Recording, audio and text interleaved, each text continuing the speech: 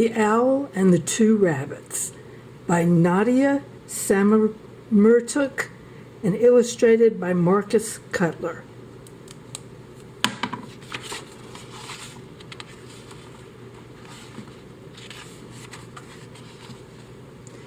It was a beautiful, crisp evening, and two rabbit sisters had just finished their dinner.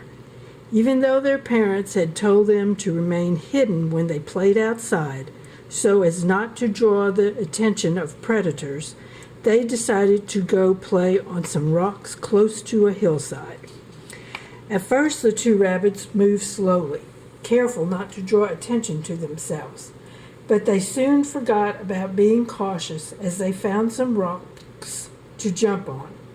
"Watch this," said the smaller rabbit. She jumped as high as she could, landing on top of a big boulder.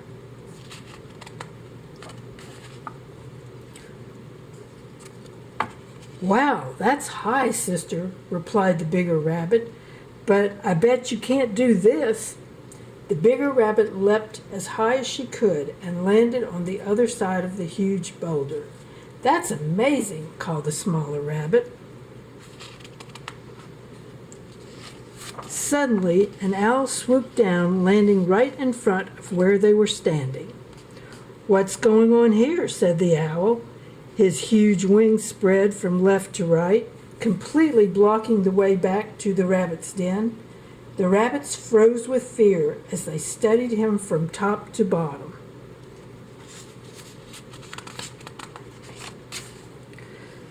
The owl's sharp talons dug into the ground as he stared at the two rabbits. In a timid voice, the bigger rabbit said, We were just playing over here." "I can see that. And now I'm going to take you back to my nest for dinner." The owl roared as he closed his talons around each rabbit. The owl quickly tried to take flight, but with two rabbits in his claws, he could not get off the ground. Terrified, the rabbits tried to free themselves from the owl's sharp talons.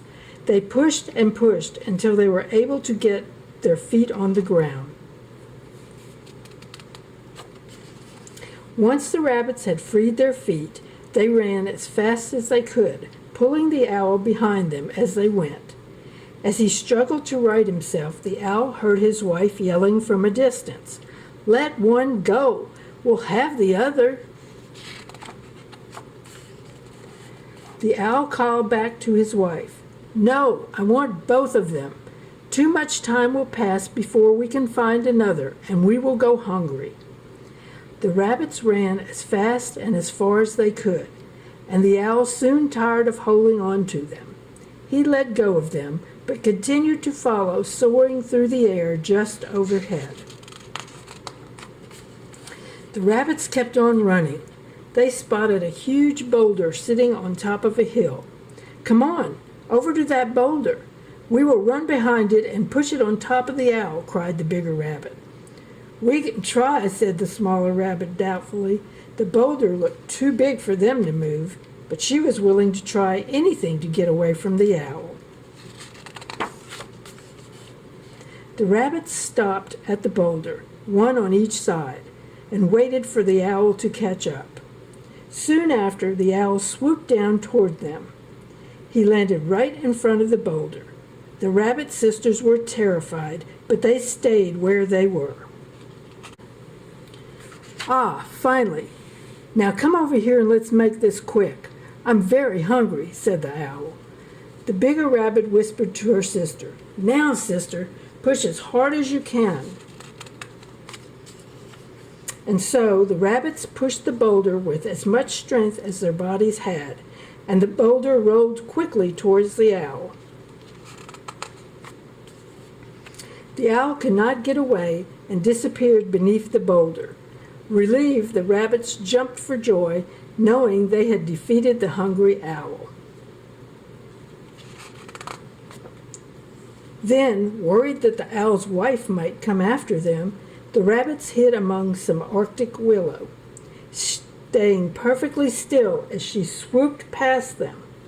The rabbits' brown coats blended in with the tundra, making it hard for the female owl to see them.